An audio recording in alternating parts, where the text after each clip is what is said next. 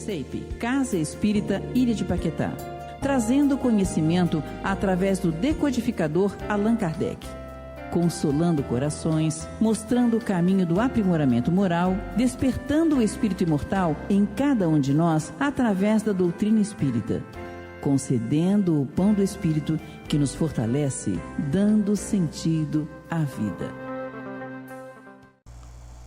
Meus irmãos, é com muita alegria que a gente vai voltar hoje, continuando o estudo das parábolas, e a gente vai falar hoje a respeito de uma parábola muito interessante, que ela tem dois nomes, né? Ela é chamada da parábola da torre, e aí por conta disso eu coloquei aqui nessa imagem, né, simulando uma torre, né, para a gente poder imaginar a respeito, uma torre da antiguidade. E também nós trouxemos uma outra imagem, que é a imagem do livro onde foi tirado esse estudo, né, que é uma parábola acerca da previdência, lá no capítulo 20 do livro Parábolas Evangélicas, do Rodolfo Caligares. Quando a gente fala a respeito dessa situação, né, a respeito da parábola da torre, né, para a gente poder pensar, e por isso esses dois nomes, né, eu trouxe essa imagem aqui assim, para a gente poder pensar a respeito da necessidade da gente fazer planejamentos, né, para a gente planejar o que a gente vai fazer, né. E aqui assim é uma situação muito interessante, nós já podemos comentar a respeito disso, porque Jesus, né, ele bota assim, os ensinamentos dele, né, eu já conversei isso em outra oportunidade, dizendo que Jesus não dá ponto sem nó. Né? Não tem possibilidade disso acontecer. Então ele às vezes o que ele faz? Às vezes ele fala sobre um determinado assunto, e aí daqui a pouco ele é como se estivesse assim, preparando para abordar um outro assunto lá na frente. Né? Então, duas coisas caminham junto dentro da situação que Jesus tenta trabalhar e que a doutrina espírita também trabalha o tempo todo. A questão da nossa razão, a questão do nosso sentimento. A questão da gente conseguir pensar que a gente tem que ter, né, previdência, que a gente precisa cuidar das coisas que dizem respeito às nossas vidas, às nossas existências, mas, paralelamente, é preciso ter fé, é preciso ter esperança, é preciso ter, né, resignação, é preciso ter entrega, é preciso ter perseverança, é preciso ter, né, todo esse elenco de situações que aí você vem assim, ora, mas eu preciso simplesmente ter previdência? Não, não pode ser só previdência. A gente tem previdência, que é a questão mais aqui de ração, mas paralelamente a gente também vai trabalhar a questão da fé, a questão da esperança, que são questões de sentimento. Então, aqui nós colocamos essa imagem para poder ficar bem claro, a necessidade da gente fazer planejamento nas coisas que a gente faz. A gente tem uma frase muito interessante que a gente diz a respeito disso, que diz assim: planejar não evita erros, mas, no entanto, pode diminuir os erros que a gente tem na nossa caminhada. E aí, como é que ele coloca esse assunto? Como é que Jesus traz esse assunto? Dizendo assim: qual de vós, querendo edificar uma torre, não se põe primeiro a fazer conta dos gastos que são necessários, para ver se tem com o que acabá-la? Olha, a cabeça. Não vamos começar a fazer uma empreitada se a gente não sabe se vai conseguir chegar no final. Jesus ensinando para a gente, tá? Não estamos tirando de escola superior de marketing, escola superior de planejamento, de projetos, estudo. Não é nada disso não. É Jesus ensinando para a gente.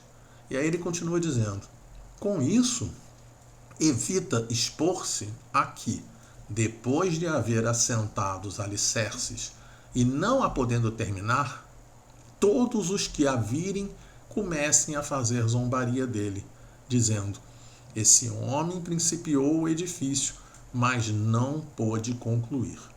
E aí ele diz: ou que rei há que, estando para sair em campanha contra outro rei, não tome primeiro muito pensadamente as suas medidas, a ver se com 10.000 homens poderia ir, a encontrar-se com o que traz contra ele 20.000. De outra maneira, ainda quando o outro está longe, enviando sua embaixada, pede-lhe tratados de praz.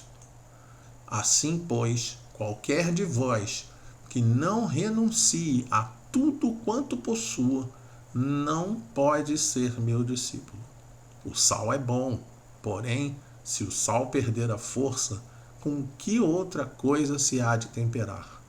Ficará sem o servir, nem para a terra, nem para o monturo, mas lançar-se-á fora.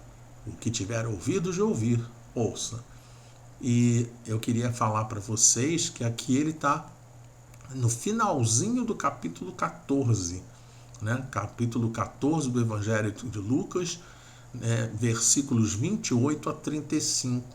Eu não sei se vocês vão se recordar, mas nós já tivemos oportunidade de comentar e estudar a respeito da parábola da ovelha perdida, que está justamente no capítulo 15 do Evangelho de Lucas. Então repare, aquela parábola da ovelha perdida, que falava a respeito de esperança, de perseverança, de fé, de dedicação, é a continuidade desse estudo que fala para a gente a respeito da necessidade de você ter previdência. Porque Jesus não quer que a gente tenha fé de olhos fechados. Ele não quer que a gente vá em direção às soluções dos problemas simplesmente assim. Eu confio em Deus e Deus está no comando e está tudo certo entre nós. Não é isso que ele quer. Ele quer que a gente trabalhe junto com os ensinos evangélicos. Porque lá nos ensinos evangélicos diz assim: vinde a mim, todos vós que sofreis, e eu vos aliviarei. Repara, vinde a mim. Né? E não é ele que vai na direção, é a pessoa que tem que ir na direção dele. Ele fala isso um monte de vezes. Batei e abrir-se-vos-á. Em outro momento, pedi e obtereis. Né? Em outro momento, faça por você e o céu te ajudará. Ajuda-te e o céu te ajudará. Então, o tempo todo o que ele espera da gente é que a gente tenha a questão da fé, mas em paralelo com a questão da fé. Repito e vou falar isso várias vezes hoje. Em paralelo com a questão da fé, a gente vai trabalhar a questão também da previdência, a questão da gente investir dentro dos trabalhos do nosso dia a dia. E aí, justamente, essa é a grande tônica desse início do trabalho, né? Porque ele está falando de planejamento. Né? Qual de vós, querendo edificar uma torre, não se põe primeiro a fazer conta dos gastos que são necessários para ver se tem com o que acabá-la? Gente, é claro que isso daí é para a gente fazer planejamento. Ele está falando para a gente assim, olha, qualquer coisa que você vá fazer, sempre faça o planejamento. Tá? Até para as coisas que a gente pode, às vezes, achar que são coisas mais simples. Às vezes você vai fazer uma comida, vai preparar um prato. Antes de você preparar o prato, né, a gente às vezes vê na televisão os caras preparando os pratos, e eles têm os potinhos, cada potinho tudo separado, todas as medidas separadas. Por quê? Para não deixar chegar em cima da hora e você pegar e tem que ter creme de leite. E não tem o creme de leite.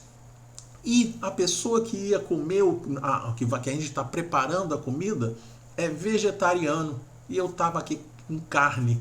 Se eu quisesse fazer a mesma receita, eu precisaria ter adquirido carne de soja. Então, todo o planejamento que a gente precisa fazer para que você possa ter sucesso na sua empreitada.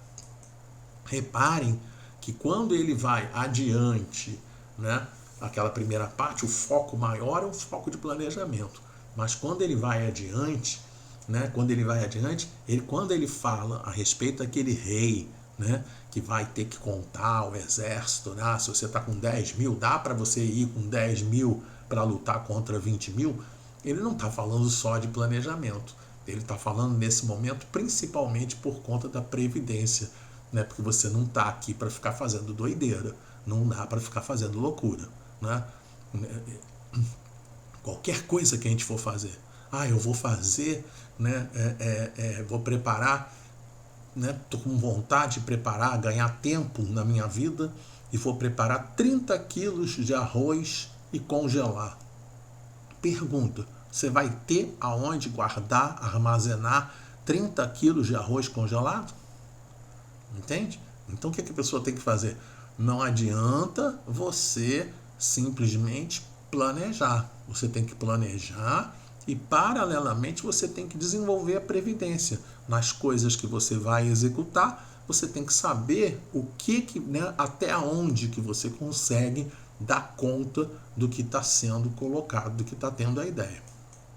Continuando a parábola, naquela parte mais do final da parábola, ele coloca para a gente 3 palavras muito fortes dentro da situação. Primeiro, a questão da pessoa ser o discípulo, a pessoa que deseja ser discípulo. Qualquer de vós que não renuncia a tudo quanto possua.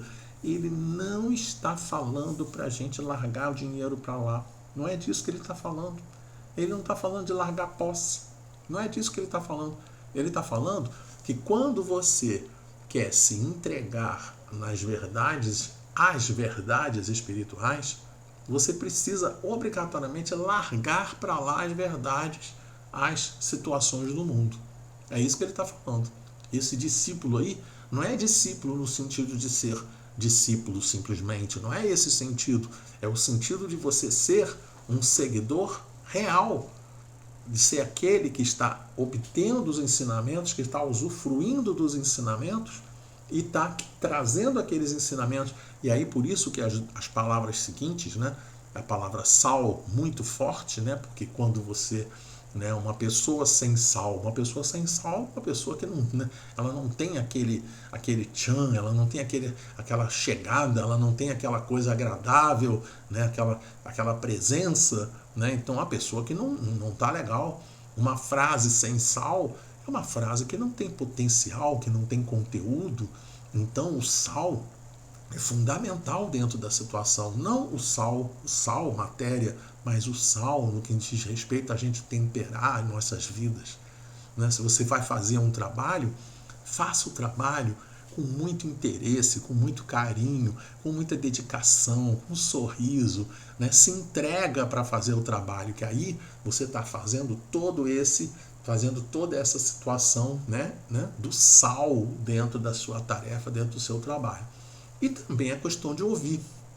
Ouça, o que tiver de ouvir, o que tiver ouvido de ouvir, ouça. Por quê? Às vezes a gente pensa que a gente está ouvindo, só que às vezes entra por aqui e sai por aqui. E não é isso que ele quer. Ele quer que a pessoa consiga perceber o sentido das colocações, perceber o sentido das situações que ele está colocando. Então, repare o seguinte, a parábola da torre, ela tem, em volta da questão da previdência, ela tem todas essas palavras que a gente vai adicionar ao conteúdo, Vamos dizer assim, quais são as palavras que conseguem abordar e conseguem dar uma abordagem geral na questão da parábola da torre, da parábola da previdência, acerca da previdência. É a previdência como central do assunto, o planejamento como ponto inicial, o sal como modelo de trabalho, o ouvir para poder diferenciar o que é dito e o que é lido ou o que é visto. Esse ouvir aqui assim, por exemplo, só para a gente poder perceber, às vezes a gente chega para uma pessoa e pergunta para ela assim: oi fulano, oi fulana, tudo bem? E aí às vezes a pessoa responde para você assim: tudo bem. E aí você olha para a pessoa, sabe? E aí você olha, e aí você, como se estivesse vendo um raio-x da pessoa. A gente já conversou a respeito disso, falando assim, as mães têm dentro delas essa capacidade. Às vezes, claro que não são todas as mães, não são todas as pessoas, mas a gente está falando aqui dentro de uma lógica, a grande parte das mães, quando elas veem os filhos, o filho fala alguma coisa, ela fica com aquele negócio assim, aí tem, entende? Então é isso que a gente está falando. Esse é o ouvir. É você conseguir perceber dentro das coisas que não são ditas aquilo que diz respeito ao assunto que você está perguntando. E também, obviamente, também já comentamos a questão do discípulo, que é ser o seguidor fiel, que é aquele que segue os mandamentos, que é aquele que segue os ensinamentos, é aquele que está junto dos ensinamentos, como Jesus ensina para a gente. Agora, quando a gente fala a respeito, né, o que tiver ouvidos de ouvir, ouça, né? Só para a gente começar a pensar a respeito. Olha que coisa impressionante. Não é só ouvir, né? É ver. Então, quando Jesus começa a situação falando a respeito da torre, ele não está falando a respeito de uma torre física. Ele está falando de uma torre que você precisa subir na torre, né? Subir na torre, dilatar a visão, sentir a questão, né, de uma maneira melhor nas questões da emoção, pensar melhor nas questões da razão. Reparem vocês que quando Jesus vai começar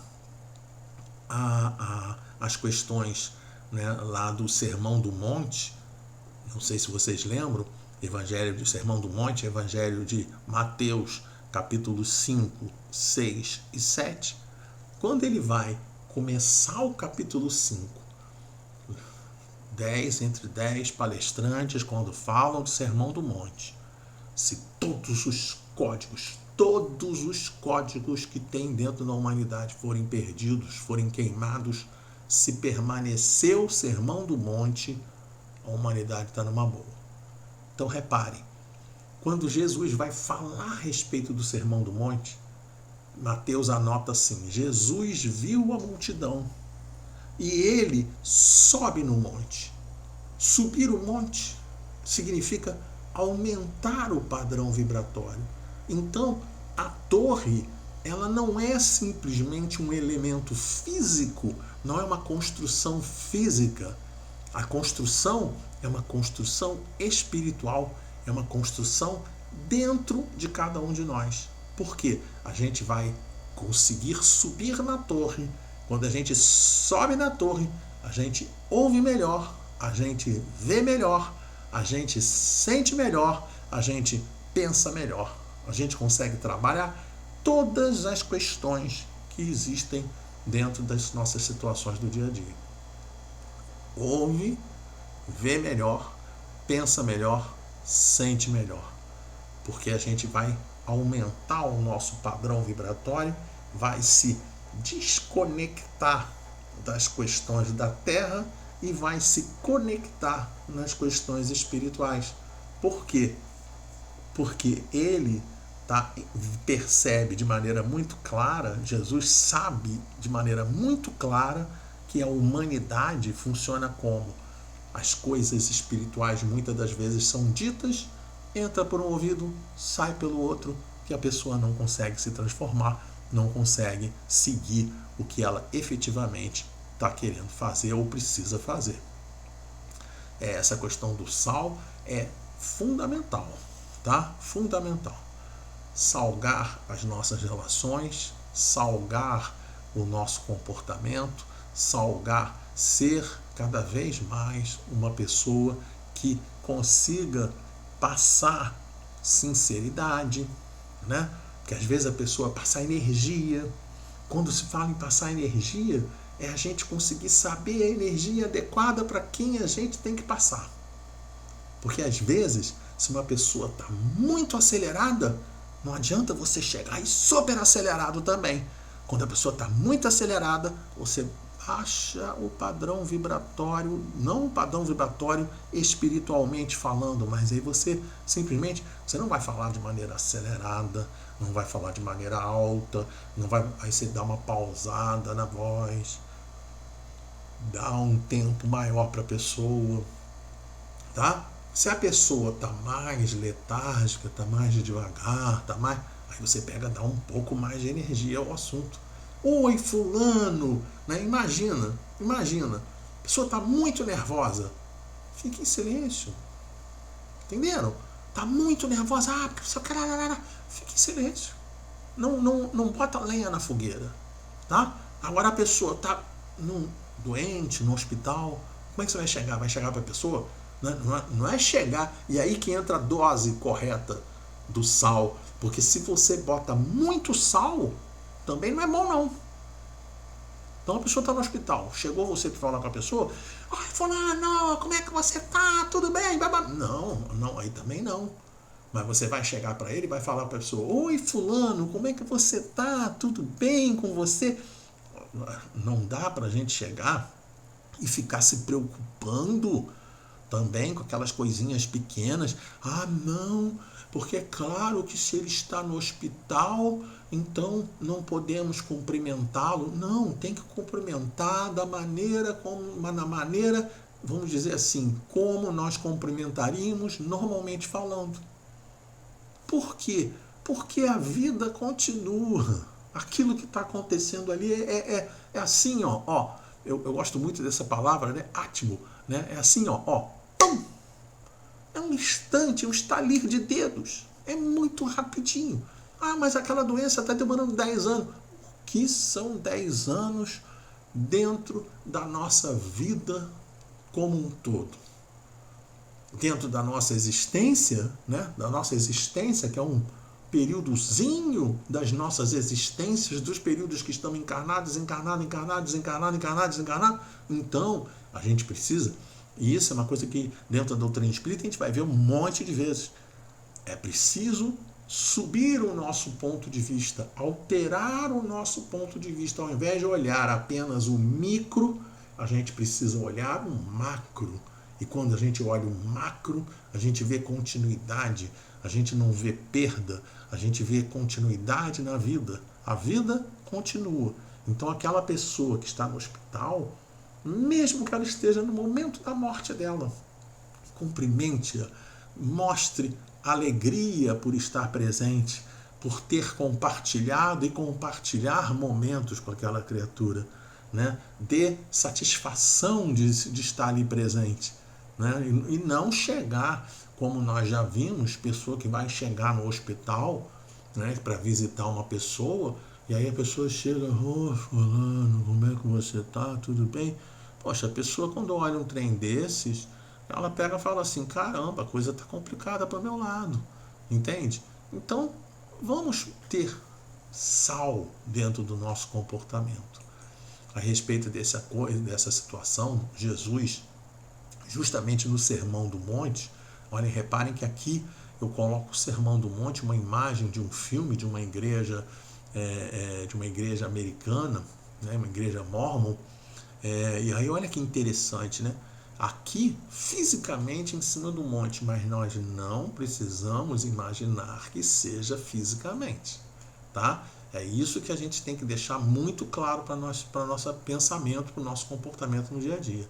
Ele coloca para a gente: vós sois o sal da terra, e se o sal for insípido, com o que se há de salgar?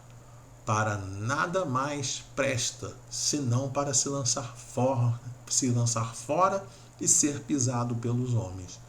Né? Mateus capítulo 5, capítulo 5, Sermão do Monte. Né? Mais uma vez, Sermão do Monte, capítulo 5, 6 e 7 do Evangelho de Mateus. Tá? E aí, a gente pensa assim, né? Para a gente poder lembrar, né, que o sal ele é essencial para a vida animal. Para nós, por exemplo, às vezes a pessoa está se sentindo mal, ela tem que comer alguma coisinha para poder dar sal para o organismo. Lógico que se às vezes a pessoa está com pressão alta, se a pessoa comer uma coisa com sal, só vai detonar a pressão da pessoa. Então tem que ser como nós falamos o tempo todo. Tem que ser o meio termo, tem que ser a medida correta. Muito tá ruim, pouco também tá ruim, tá? Então, mas é essencial para a vida animal. Só para a gente poder lembrar a quantidade de animais que a gente, né, por exemplo, o gado, né, eles têm fornecimento de sal para o gado, para poder reter um pouco mais de líquido no organismo. Então, o sal ele faz parte da situação, tá? Inclusive na parte do tempero também. É importante conservante, né, a carne de sol, quando você pega várias populações ribeirinhas na Amazônia, eles pegam os peixes, salgam e armazenam os peixes para o período que a pesca é um pouco mais limitada. Isso acontece na Amazônia, acontece, né, no Pantanal e acontece em tudo quanto é lugar. Né? Se não, só para a gente parar para pensar, é o famoso bacalhau. Né? O que é o bacalhau? O bacalhau é um peixe que foi salgado, né, para poder durar mais o tempo. Carne seca e por aí vai. Então isso é uma maneira, é muito importante como conservante dos produtos para a questão de longevidade. Jesus não falava isso à toa, porque a importância do sal naquela época também era nesse sentido. Com o sal a gente consegue ter, né, a conservação dos alimentos por um tempo maior. Imagina dentro de um deserto. Né? Então é fundamental lembrar, não tinha geladeira, não tinha freezer. Era a época do não tinha, a época de Jesus. Lógico, também entra a questão do sal como tempero nos alimentos, mas aquilo que a gente falou, na medida certa, na quantidade certa. Tá? O que significa na quantidade certa? Para a gente poder lembrar como a doutrina espírita ensina para a gente, que ela fala para a gente assim, amai-vos, num ponto, né? Amai-vos é um mandamento, mas junto com amai-vos, a gente tem que ter um instruí-vos. Por quê? Porque se você ficar dentro do amai-vos e não tiver a instrução para poder sustentar o amai-vos, você não ama da maneira correta. Né? Caso típico disso, não sei se vocês estão percebendo, fico fazendo as palestras, fico fazendo os estudos, eu não consigo me furtar a dar exemplos. Tá? Então vamos supor, porque nós não gostamos e não é bom dar não.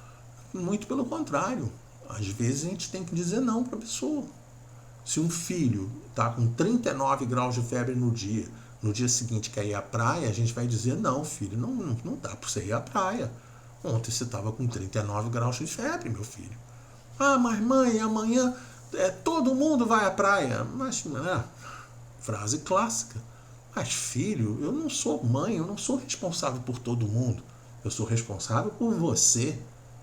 Entende? E cabe a mim chegar para você e conversar contigo e dar a você todas as informações necessárias, inclusive dizer a você, não dá para ir à praia. Entende? Mas o filho tem 25 anos. Não dá para ir à praia.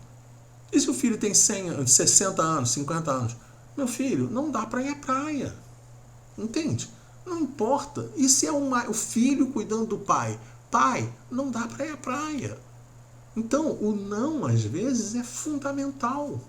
É preciso aprender a hora de dar o não, para poder, né, justamente não causar um comprometimento, um problema maior. Então, o sal, ele é a medida correta. Menos fica ruim, muito fica muito salgado, também fica ruim. Tá? Tem que ser a medida correta. E aí, a gente, por exemplo, né, lembra da palavra de Emmanuel, né, no livro Caminho, Verdade e Vida, mensagem 169, ele diz assim, o cristão não é flor de ornamento para igrejas isoladas. É sal da terra, força de preservação dos princípios divinos no santuário do mundo inteiro. Ou seja, o que ele está colocando para a gente, que nós temos a função de não sermos simples participantes dentro do teatro da vida, do grande teatro da vida. A nossa função é cada vez mais sermos elementos ativos dentro desse teatro. Tá?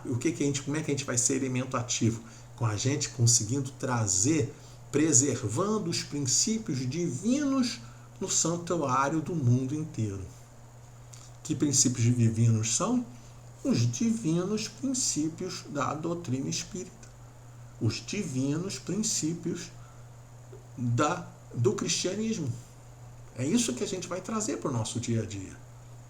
Entendendo assim, tem a lei de liberdade? Tem a lei de liberdade. Todo mundo pode fazer o que bem entender.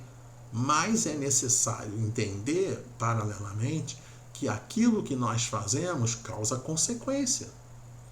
Então, não é porque, e Paulo de Tarso fala de maneira espetacular a respeito do assunto, né? Tudo posso, mas nem tudo me convém. Isso que a gente precisa lembrar. Não é tudo que eu posso, né? Eu posso fazer tudo. Teoricamente eu posso fazer tudo. Mas a verdade é que não é sempre, não é tudo que a gente deve fazer no nosso dia a dia, dentro das nossas atividades. E aí, ele coloca assim pra gente: qual o maior princípio, né, que a gente dentro do nosso arquivo, né, eu fiquei pensando assim, qual o maior princípio que nós devemos praticar? Claro, né, que a gente quando pensa no assunto, a gente vai lembrar, poxa, nós temos dentro da doutrina espírita, fora da caridade não há salvação. Então fica até fácil a gente responder essa pergunta, né? Mas se eu quiser parar, raciocinar, eu vou ver que o que engloba o princípio do sal é, sem sombra de dúvida, o amor. E aí, obviamente, só para a gente poder entrar dentro da questão, da maneira como a gente respondeu, né? Lema da doutrina espírita, fora da caridade não há salvação, a gente pega e traz também a questão, né? A questão da caridade para a gente trazer para o nosso pensamento no dia a dia. Vamos explorar um pouco a respeito da questão do discípulo, né? Vamos pensar um pouquinho a respeito da questão do discípulo. A respeito do discípulo, né? A gente fica pensando assim, né? Rodolfo Caligares diz assim que a gente precisa trabalhar o estabelecimento do reino de Deus em cada coração. Estabelecer o reino de Deus dentro do nosso coração, dentro de nós. Então, a gente trouxe essa imagem que assim, às vezes é difícil abrir mão. Às vezes é difícil abrir mão do orgulho, da vaidade, dos hábitos, às vezes infelizes. Às vezes é difícil abrir mão, mas a gente precisa fazer força para abrir mão deles. A gente precisa tentar vencer, a gente precisa se esforçar. Mas se eu não conseguir fazer nessa encarnação, eu terei outras oportunidades. Claro que teremos, mas é claro também que se a gente conseguir superar agora, é melhor para a gente. Entende? É melhor para a gente. Para que esperar para outra?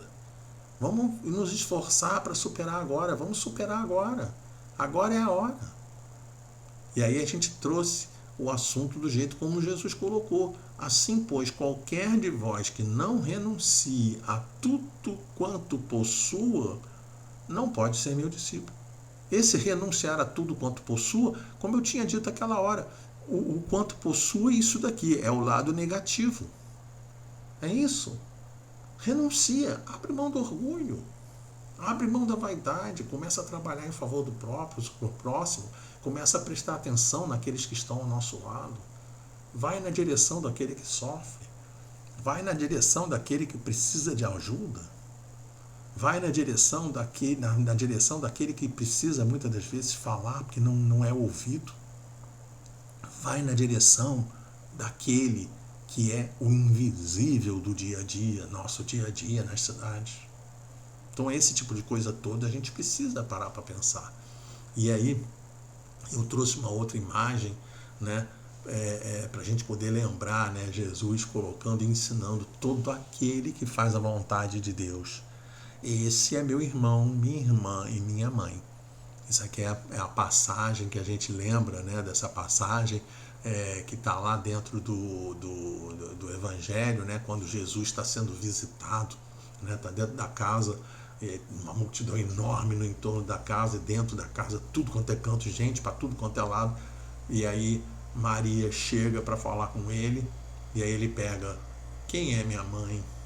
Quem são os meus irmãos? Ele dá uma geral no assunto, todo mundo olha e fala: oh meu Deus, Jesus está abrindo mão, desrespeitando Maria. Não está fazendo isso não. Ele está mostrando para a gente que muitas das vezes dentro do nosso lar, da nossa casa, do nosso núcleo de amizade, nós temos os nossos parentes consanguíneos de uma outra existência.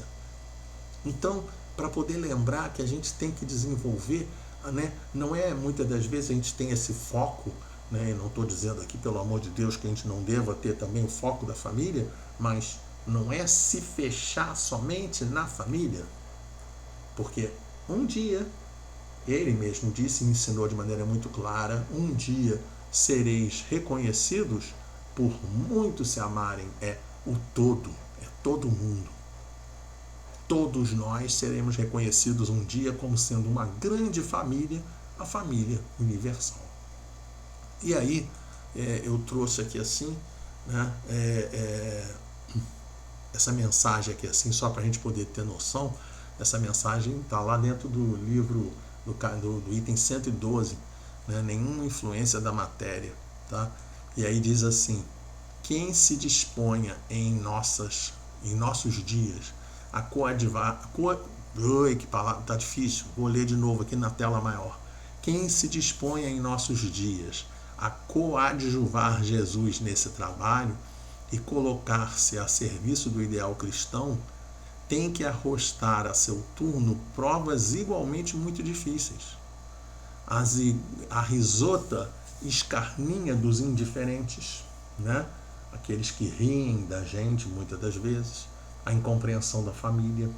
Quantas vezes, nossa, eu me lembro, se eu contar para vocês a quantidade de vezes que as pessoas falam, você está muito ligado às questões do centro espírita, está muito ligado à questão da igreja, está muito ligado à questão do templo. Isso é normal. Você precisa viver. O que é viver?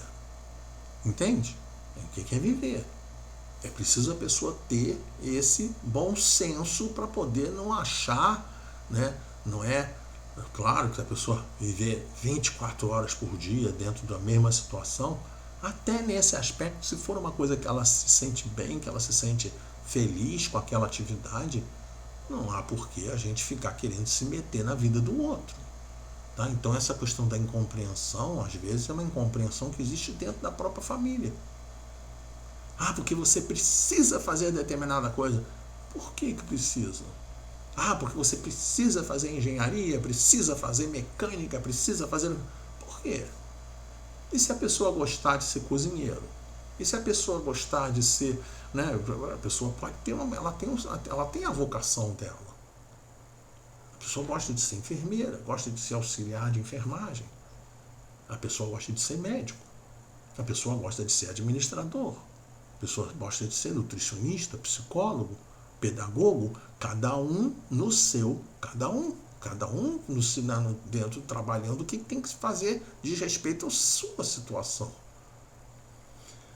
Outra situação, os ataques dos que se arvoram em senhores da religião. Muitas vezes as pessoas usam a própria religião para atacar a própria religião. Gente que se toma conta, né, se apropria do código religioso. Né? Porque fulano vai sair do centro. Se ele vai sair do centro, ele está obsediado. Quem disse? Então são coisas para a gente parar para pensar. Então Eduardo disse que todo mundo tem que sair do centro. Não falei isso não. É aquilo que a gente está colocando. Não é nem ir muito lá e nem ir muito cá. Nem 8, nem 8.000. Tá? Não, é poder saber que existe o caminho intermediário, o caminho do equilíbrio, para a gente anotar.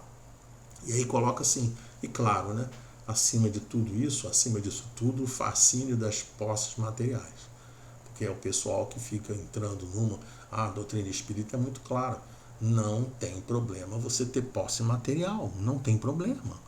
O que não pode acontecer é a pessoa ficar 100%, 24 horas por dia, o tempo todo pensando em ter, juntar, comprar. Aí não tá legal.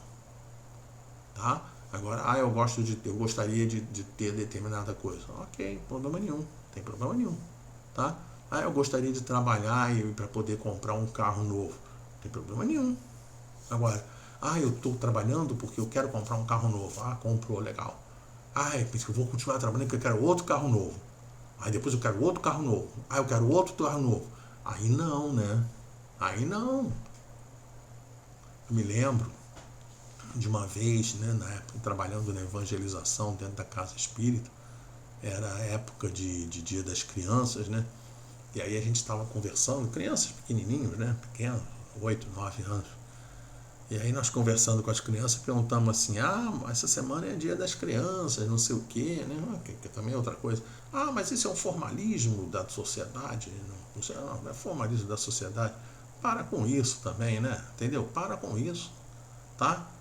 Existe lá algumas datas dentro da nossa sociedade. Mas a família não quer trabalhar esse assunto. Então não trabalha. Entende? Papai Noel não existe. Então tá bom, então Papai Noel não existe. Larga para lá, não tem problema nenhum. Agora, se a pessoa quer, deixa a pessoa fazer. Nesse caso específico foi muito interessante que a gente mudou o planejamento ao vivo. A gente ia começar uma atividade dentro da casa espírita, dentro da evangelização. Percebemos, nos lembramos que era perto do Dia das Crianças, perguntamos, Dia das Crianças, não sei o quê, papá.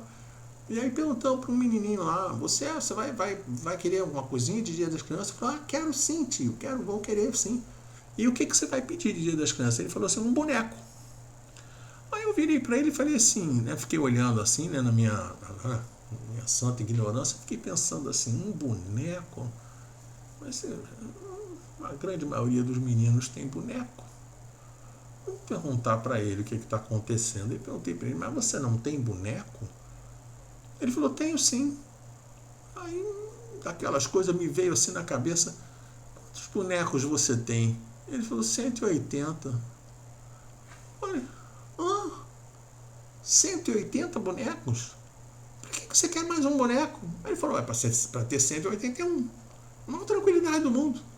Aí na hora que ele falou isso, eu imediatamente parei e pensei, caramba, para tudo. Para tudo. Vamos trabalhar outra coisa. E aí mudei o planejamento ali na hora, mudei. Estava indo numa direção, ia trabalhar um assunto, nem lembro o assunto que eu ia trabalhar. Mas exatamente naquele momento eu peguei imediatamente e falei, não, nós temos que trabalhar desapego.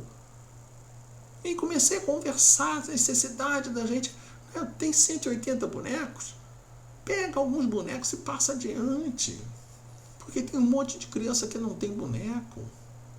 Entende? E aí a gente vai trabalhar de acordo com a necessidade que a gente vai estar percebendo dentro do nosso dia a dia. E aí ele termina essa frase colocando as 1001 formas de convite para deixar o caminho árduo e estreito da honradez, da virtude, da moralidade, enfim, para tomar a estrada larga e deleitosa da corrupção e dos prazeres mundanos. Palavras pesadas, mas é claro que a gente tem que também ter o bom senso na hora de estar lendo a palavra. Corrupção é tudo aquilo que corrompe, tudo aquilo que leva a gente na direção que a gente não deveria ir. É disso que ele está falando. Prazeres mundanos, né? Uma expressão também pesada, para a gente poder lembrar que se a pessoa vai viver o tempo todo só para prazer. Mas pera, Eduardo, prazer é bom. Prazer é bom. Mas se você viver 24 horas do dia pensando só em prazer, aí já não passou a ser tão bom assim. É aquilo tempo todo que nós estamos conversando, né? Para tudo que a gente vai falando. Se você estiver só no 8.000, não tá bom. Se você estiver no 8, também não tá bom. Tem que descobrir qual é o caminho dentro do meio que a gente vai conseguir e que a gente vai tentar seguir no nosso dia a dia. Então, repetir aquela frase, porque é uma frase muito forte. Planejar não evita erros, mas com toda certeza diminui os nossos erros. E é isso que a gente tem que tentar aproveitar. Sobre a questão do planejamento, só para a gente poder ter uma breve noção a respeito do assunto, né, eu trouxe aqui algumas questões do Livro dos Espíritos, né? Lógico, eu não vou abordar todas elas, tá? Claro que eu não vou abordar todas elas, tá? É só citar muito rapidamente para vocês a 258, 259, que vão falar a respeito para a gente, a respeito do planejamento da nossa reencarnação. A 814 repete a questão da reencarnação. A 132 fala para a gente a respeito da situação da gente a gente da 132, né, qual é o objetivo da encarnação, da situação da gente entender que, né, que a gente está aqui para cumprir a parte que nos cabe dentro da obra da criação. A 860, que no meio da resposta tem uma abordagem espetacular em que o Espírito Superior diz para Kardec assim: e fazer o bem como lhe cumpre, o objetivo único da vida. Aqui nós estamos para fazer o bem. E às vezes a gente não presta a devida atenção. Infelizmente a gente não presta. A 919, que é o Conhece-te a ti mesmo, né? 918, né? É o homem de bem. 918, o homem de bem. 919, conhece-te a ti mesmo. Para quê? Para eu poder saber o que eu preciso fazer para me transformar nesse homem de bem, que trata na 918. E também trouxe, para a gente poder lembrar, da 909, porque a 909 fala a respeito da vontade. Porque muitas das vezes a gente fica pensando assim, mas o que precisa fazer? Ora, precisa fazer, você tem que ter vontade. Se você não tiver vontade, você não vai conseguir fazer nada, não vai conseguir se transformar, não vai conseguir mudar nada na sua vida. Tá? E aí a gente vê, né, a outra situação, né, calcular suas possibilidades, isto é, as forças de que dispõe para enfrentar um adversário numeroso e ferrenho. Uau! Onde se localiza o nosso maior adversário? Né? Onde será que se localizam os nossos maiores e mais duros adversários? E aí a gente descobre que os nossos adversários são os vícios. E onde eles se encontram? Dentro de nós. Então, o que a gente vai planejar? A gente vai subir na torre? A gente vai subir até a torre para poder olhar melhor? Olhar para onde? Para dentro de nós. Entendeu? Como se estivesse saindo do organismo, saindo do corpo, para poder ver como você se procede, como você se comporta no dia a dia, para você de fora olhar e falar assim: epa, esse camarada, que no caso, esse cara sou eu, né? O Roberto Carlos já dizia isso, esse cara sou eu, é o cara que precisa trabalhar ciúmes, inveja, orgulho, egoísmo, cobiça e mais um monte de trem. Tá? Então é preciso a pessoa trabalhar. E aí, o que eu fiz? Para poder encerrar o nosso estudo, né, já estamos dando quase aqui 50 minutos, eu trouxe essa imagem aqui para a gente poder perceber que na hora que a gente está se conduzindo na nossa vida, não pensemos que a nossa condução na vida é em cima de uma estrada larga, uma estrada, perdão, a gente está andando em cima de um fio de aço. Tá? Estou se equilibrando, papá. Eu gostei dessa imagem aqui para a gente poder não perder o foco, que mesmo a gente trabalhando em cima do caminho da verdade da vida, que Jesus colocou, eu sou o caminho, a verdade e a vida, mesmo que a gente consiga trabalhar dentro desse caminho, a gente não pode perder o foco. E o foco diz pra gente: eu sou a luz do mundo. É o sol. Então coloquei essa imagem, companheiro, que está significando nós, que está significando cada um de nós, se equilibrando no seu dia a dia, entendendo que se por um lado a gente erra, a gente vai estar indo para a soberba, para o 8 milhões, por um outro lado, às vezes a gente erra indo na direção da omissão, para o 8. Então é para a gente entender que não é nem 8, nem 8 mil, nem 8, nem 800, nem 8, nem 8 milhões, não é 8, é para seguir o caminho do meio, sempre andando exatamente em cima do caminho, a verdade e a vida, sempre focando, olhando para frente e focando nos ensinamentos de Jesus. Porque quando a gente consegue caminhar seguindo o caminho, verdade e vida, quando a gente consegue ter foco na direção de Jesus, nada mais estaremos fazendo do que indo na direção daquela questão de ser o discípulo, como ele tinha colocado no meio lá do nosso estudo que a gente abordou.